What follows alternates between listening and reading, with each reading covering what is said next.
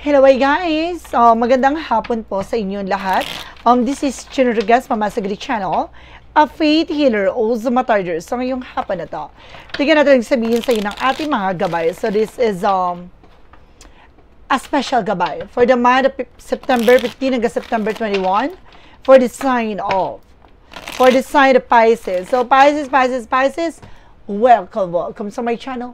Ano kayang messages, advices, and spirit guides ang ating masasaga for today's video?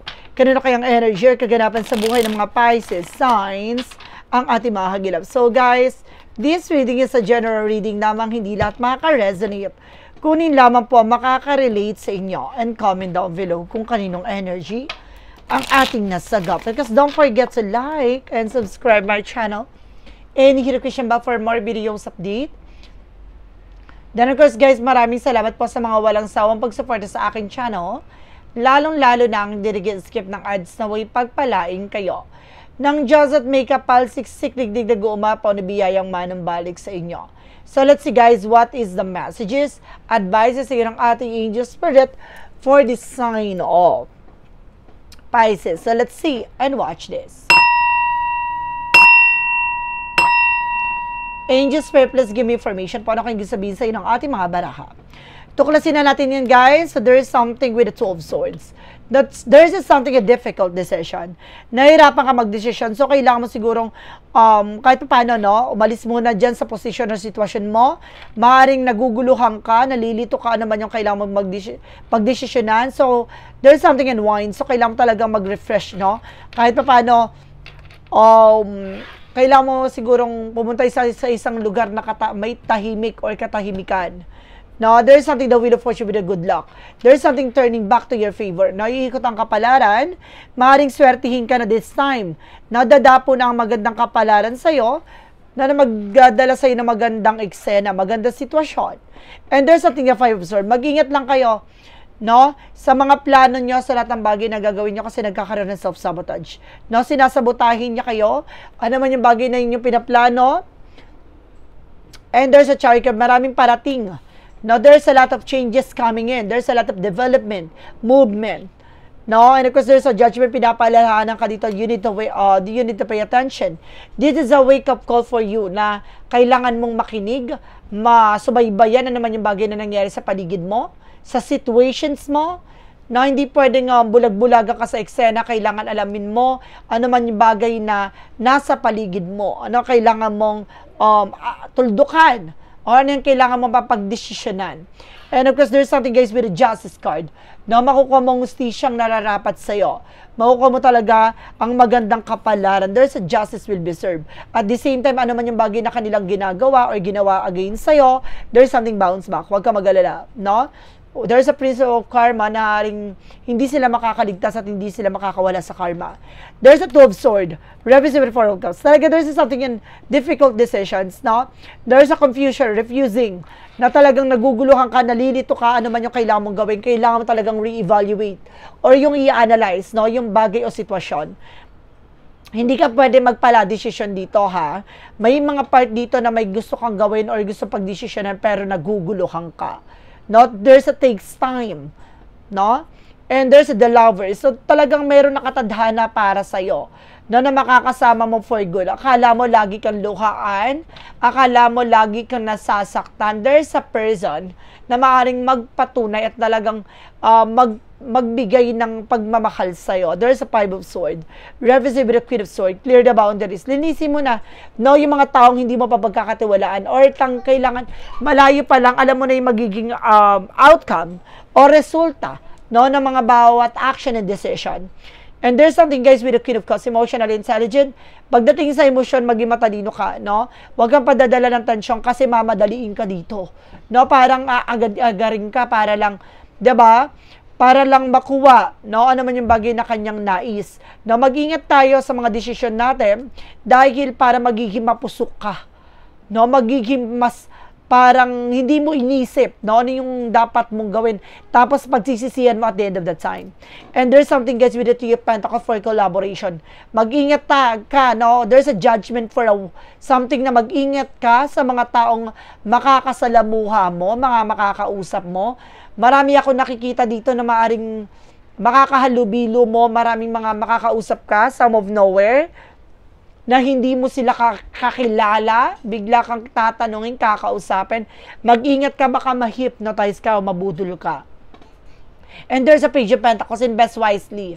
So see, lahat ng bagay na gagawin mo magre-reflect sa'yo. So lahat ng bagay na napapangarapin mo, lahat ng bagay na paplanuhin mo magdadala sa ito, depende sa action and decisions mo. Magtutupad sa mga pangarap mo. So kung naging mabuti at naging maganda ang plano mo, magiging maganda ang resulta. Kung ikaw ay may hindi magandang plano at hindi magandang hangarin sa sitwasyon, there's a karma coming back. No, talagang babalik sa iyo ang karma. No, in the bad way or there's a good way, depende yan sa ginawa mo. And there's something, the Ease of Wands. So magkakaroon ka na talaga ng mga bagong proyekto, plano. So there's something na kailangan mapag-isipan. No, hindi pwedeng pala desisyon. No, kinaklaro dito na kailangan mo munang linawin, no, bago ka magdesisyon. And of course, at the same time, there's a Hierophant for a lesson learned. So there's a dedication na maaring, kumbaga, meron din ako nasisense dito, may bigla akong energy na nasagap. There's a religious factor with the Hierophant na maaaring nagkaroon na separations, no? Annulment. No, there's something legal matter pagdating sa kumbaga paghihiwalay. No, meron ditong annulment, separations, no, divorce. No, talaga nakatadhana talaga na mangyari yung bagay na yon. And there's something, the Tower moment for major changes. Malaking pagbabago ang mangyayari sa buhay mo. Alisin mo yung bagay na nakasira na sa buhay mo, sa sitwasyon mo. Minsan rin sumira at nakasira, no? And there's a strength with a confidence. Lakas ang loob mo. Lakas ang pakiramdam mo. Hindi lahat ng mga taong nasa paligid mo dapat pagkatiwalaan mo at hindi lahat dapat ay biglaan. Lakasan mo ang loob mo, pag-isipang mabuti. And there's a service with the sneakiness. Now, there's a cheating lying on you. Mag-ingat ka, no? Tulad na sinasabi ko, mag-ingat ka sa mga tao makakahalubilo mo, makakausap mo. Kasi meron ka ditong nakasalamu at nakausap na maaaring mabudol ka or malinlang ka, no? And of course, there's something with a full card, with a leap of faith. So, sinasabi dito, no, sinasabi dito, may bagong simula at panibagong eksena na maaaring ibigay sa iyo ng ating kapalaran, ng ating buong may kapal. No, maaaring ibigay sa iyo talaga yung bagay na gusto mong mangyari, no? I feel something, dedications, no? For the outcome, there's a King of Swords. Putulin mo na. Ano man yung bagay na hindi na importante at hindi mahalaga sa ginagawa mo, no? Kumbaga, kung may mga plano ka, kung ito ay hindi magiging maganda resulta, alam mo, dapat yung putulin mo na. Now, there's a Devil card, tulad na sinasabi ko, no? Kung bakit nagkakaroon lagi ng hiwalayan dito, kung bakit lagi ka nasasaktan, nabibigo, there's a Devil card. May gayuma or there's sumpa na maaring, na, kumbaga, kumbaga, hindi mo na, kumbaga, tuwing magkakaroon ka ng karelasyon, lagi kang iniiwan, sinasaktan, or maaring ghosting, or maaring there's a cheating, betrayal, that because of this devil energy. Mag-ingat ka, kasi nandito yung kapalaran na ring inilagay sa iyo sumpa na ganun yung magiging eksena mo sa buhay mo. So, kailangan mo break this eksena or spell na kailangan mo basagin to. And there's a Queen of Wands by confidence. Lakasan mo loob mo, lakasan mo ang pakiramdam mo. Alam mo, no, mayroon kang pangamba at mayroon kang hinala kung sino to. And there's a Page of Cups. Tama nga ang iyong hinala. With a Page of Cups. Kung sino tong tao na to, no, babae ito na maaring niloloko kayo at talagang pinaglalaroan kayo.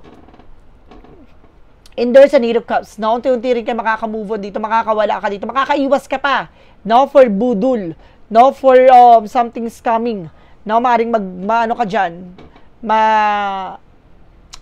makaligtas ka at hindi matuloy to. No, napanood mo tong reading ko, hindi siya matutuloy dahil nakaiwas ka. That's good. There's a Four of Pentacles. See, protectionan mo naman yung bagay na meron ka. No, huwag ka basta magpapaniwala sa mga sinasabi ng mga nasa paligid mo. No, dahil parang lilinlangin ka dito, kukunin lang yung tiwala mo. At kailangan tutukan mo kung paano mapapahalagan mo proteksyonan ng iyong pinaghirapan. No, magigpit ka ng sinturon dito. No, paglaanan mo ng panahon at oras yung bagay na alam mo kung saan ka lalago, no, lalakas ang iyong hanap buhay, negosyo or trabaho. So, let's see what is additional messages about sa'yo sa finances and career, love life, at kalusugan. Let's watch this. Okay, we're back. So, nandito na tayo guys about sa finances and career, love life, at kalusugan. Okay. So, there is something guys with a 10 of Wands, something burden. Some of you guys, meron talaga nagbibigay pabigat. Na nagbibigay ng, or maaaring may responsibilidad o obligasyon ka dito na nagbibigay pabigat. Now, there's something with the 6 of Pentacles. Magtutuloy-tuloy na rin about sa finances, maraming magbayad ng utang or makapagbayad ka ng utang. At magtutuloy-tuloy na rin maganda kapalaran sa'yo. And there's a 9 of Pentacles. Magiging secure ka na ngayon. Mas magiging maingat ka na. O kailangan pag-ingatan mo na naman yung bagay na nahawak-hawak mo. No, hindi ka na basta-basta magpapauto, no? And there is something that 2 of Wands. Piliin mo lang yung mga taong pagkakatiwalaan mo.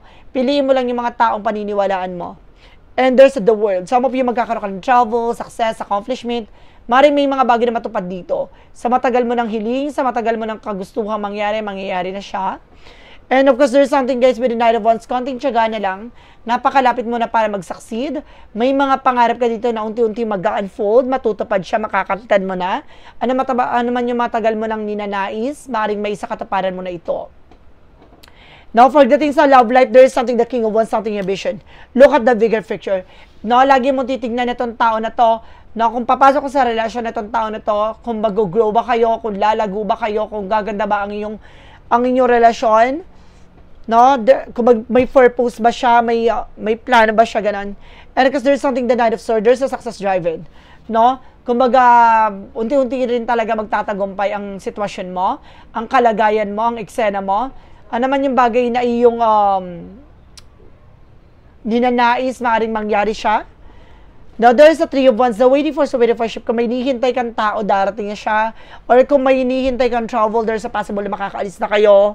Now, there's a communications, there's something, a lot of transactions, and there's a 10 of Swords. Mag-ingat ka talaga, may sumasabotay. Ibig sabihin, talagang may gumagawa at sumalbahay talaga sa inyo pagdating sa relasyon na hindi kayo magiging masaya.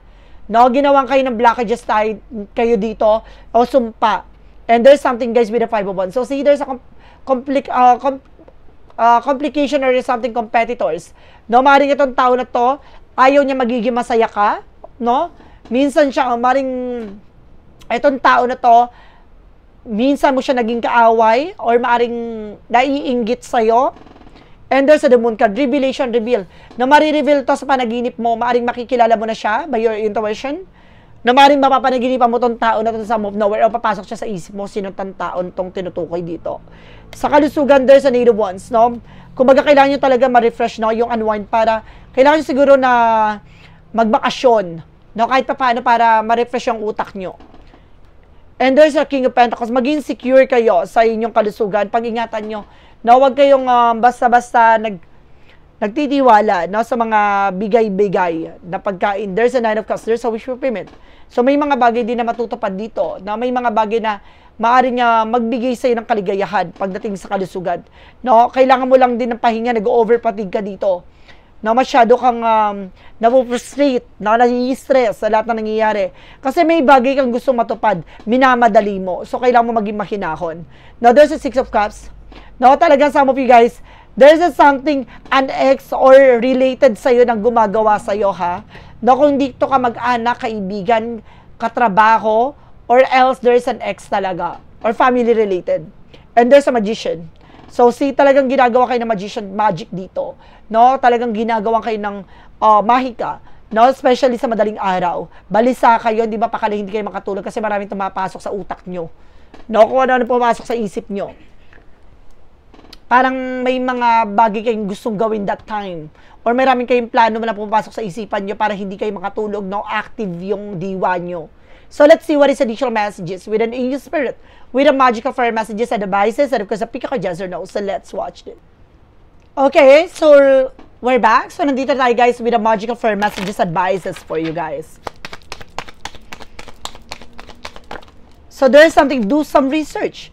No, may mga bagay dito kailangan mo aralin, pag-aralan, tuklasin, no? At kailangan mo talagang pag-isipan muna. No, anong bawat desisyon, kailangan tuklasin mo kung ano man yung bagay na makakatulong dito. No, pag-aralan mo, No, alamin mo lahat. There's a new home. Some of you, magkakaroon ka ng bagong bahay, bagong tahanan, no, new environment, no, at bagong direksyon ng buhay mo. There's and everything is okay. Huwag kang mag-alala, lahat ng bagay na nangyari sa'yo, there's a purpose.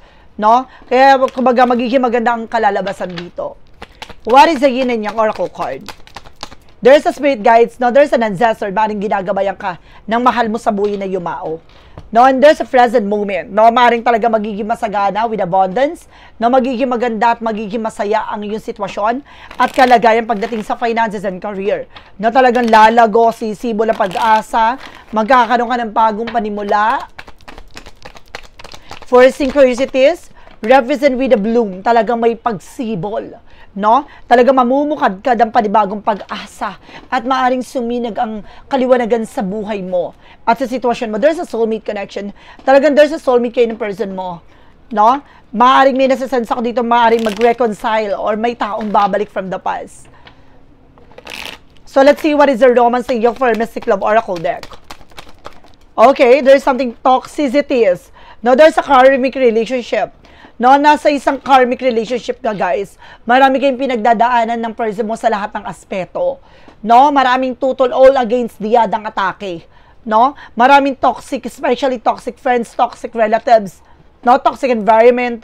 And there's something, guys, with the divine timings. With the divine timing, so kung talagang kayo ay para sa isa't isa, pagtatagpuin kayo sa isang eksena. And there's something, guys, with a player. Talagang pinaglalaruan niya kayo. No? Kumaga, gumamit ka ng strategy dito para basagin tong ginawa sa inyo. No? And there's a romance feeling. So, dito yung, kumbaga, yung pag-ibig eh. No? Talagang nililito niya ang inyong nararamdaman sa isa't isa. No? May gayuma talaga ako nasa sense at sumpa. No? What is Archangel Michael messages? And energy healing works. I told you, kailangan mo talaga ng healing session. No, kailangan mong gumaling sa iyong karamdaman dahil magtutuloy-tuloy ito. Hanggang sa kainin, mas lalong lumalim, mas lalong lumala. No? What is the Jesus loving quote said? What things soever you desire when you pray, believing that you receive them and you shall have them. No, lahat daw ng bagay na pinagdadasal mo, o lahat ng bagay na hinahangad mo, pag pinagdasal mo, makakamtan mo to, at maaaring ibigay sa'yo at ipagkaloob sa'yo. So, prayer works talaga. No, minsan na pagdarasal talaga natin ay maaaring nakakatulong siya. No, para matupad na naman yung bagay na ibinibigay sa atin ng ating pong may kapal. Pero there's an instrument, tulad ng sinasabi ko, no, na nandito yung plano ng ating Panginoon, pero may instrumento siyang ibibigay sa'yo para tumulong sa'yo, para malutas ano man yung bagay o sigalit o suliranin na pinagdadaanan mo. Maraming bagay, no? Kumbaga, instrumento. You know, instrumento yung mga taong nasa paligid mo, toxic relative o toxic friends, no, toxic environment, instrument din sila para subukin ka, no, para patatagin ka. At there's an instrument na may taong tutulong sa'yo para basagin yun. Maraming instrumento, maraming bagay na gagawin ng ating Panginoon para tignan ang iyong buong pananampalataya at tiwala. There's a 333 with the support. Nandito ang ating gabay. Kaya alam mo bakit nangyayari yan? Kumbaga, yung mata mo talaga at the same time yung attention mo ay nasa ating Panginoon. No, at titignan ng ating Panginoon kung talaga bang pure yung intentions na yan. No, there's a spirit guides, kaya nga may gabay ka rin at the same time. No? At there's a support, tinutulungan ka at ginagabayan ka ng ating angel spirit para hubugin, no, linisin ka, no, sa lahat ng bagay na nasusubok sa'yo. No, dito, pagsubok na to. So, itong bagay na to, it's a test for you ng ating gabay, ating Panginoon, para bigyan ka ng blessing na itong bagay na to is for you talaga. No, at itong bagay na to ay pangmatagalan. Walang sino man ang makakaagaw. There's something, seeing the angel's number, 333 is a signs that it's time to focus inward, work on your skills, discover your talent, and use your imagination and unleash your inner artist. Doing so will boost your self-esteem and sense of competence. It does wonder for your sense of purpose and contribute to your community. Talagang, kumbaga marami talagang kumbaga related, no, or marami talagang angkop dyan sa pangyayari sa buhay mo, no. Maraming taong nasa paligid mo na kasali sa buhay mo, maraming bida, maraming kontrabida, maraming talagang susubok sa iyo. It's instrument with a God. Now, what is the money move oracle deck? Money move oracle deck, there is something gobbling. No, some of you guys, no, meron ditong bagay na parang ilalaban mo, no, hindi naman sinasabing sugal, 'di ba? So sinasabi dito, don't risk too much, no? Wag mo inilalaban lahat. No, magtira ka for you, no? Para sa sarili mo. There's a shadow work represent what?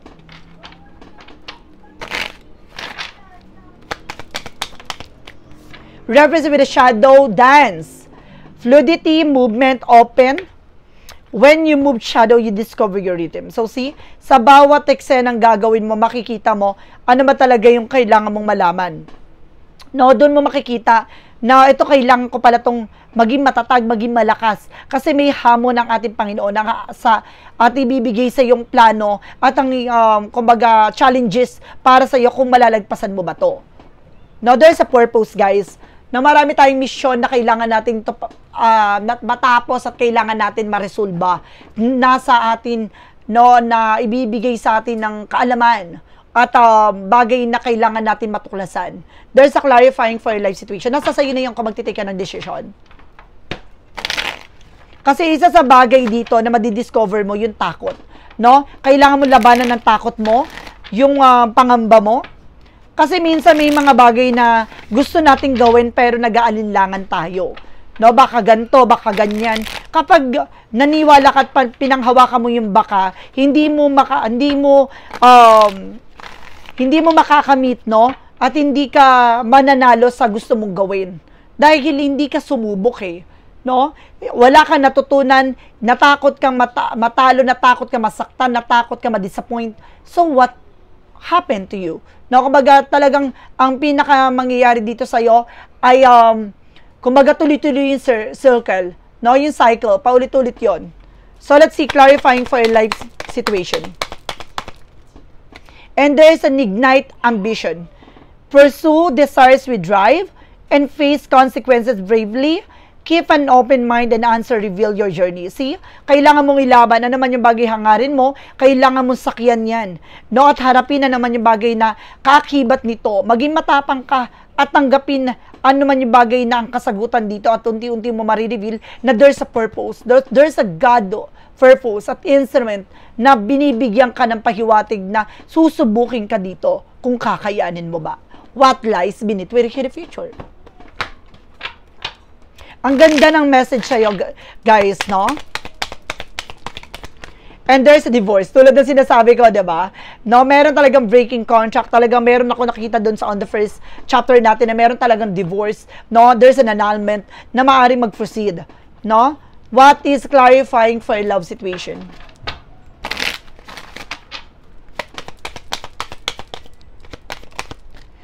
Liberated destiny. Oh my goodness. With release comes freedom. Steering fate towards an unwritten future. Parang hindi ito sinulat pero ito'y nakatadhana. No, talagang biglaan siya mangyayari. No, talagang hindi mo man ginusto pero ito talaga yung ipagkakaloob sa'yo. No, there's an unexpected situation na kailangan mo talagang tanggapin. No, na may bagay na kailangan mo pakawalan at bitawan. What is a part of the light represent what? Yung gusto mo pero hindi ibibigay sa'yo. Yung ganon. What is the part of the light? There's an authenticity. Now, I embrace authenticity.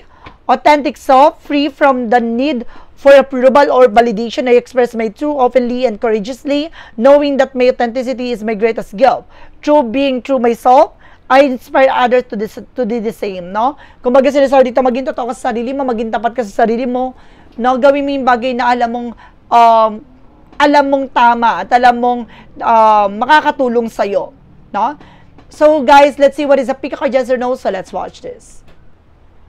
We're back. So, nandito tayo, guys, with a pick a card, yes or no. So, before anything else, guys, no, kung bago ka sa channel ko, ang pick a card, yes or no, pwede ka magtanong.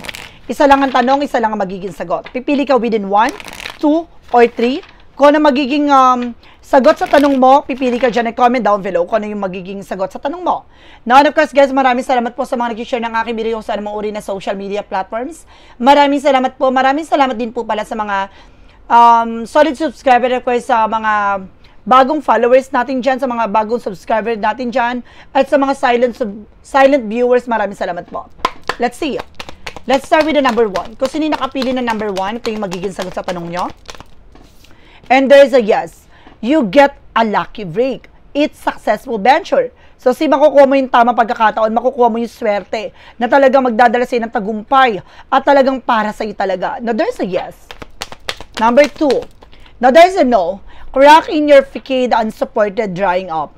No, ibig sabihin yung unti-unting nasisira, ano man yung bagay na walang katotohanan at talagang impostor at hindi sumusuporta dito sa sitwasyon na to. Na talagang unti-unting masisira, unti-unting mawawala. Huwag mong ipagpilit lang yung sarili mo sa isang bagay na alam mong masisira ka sa huli.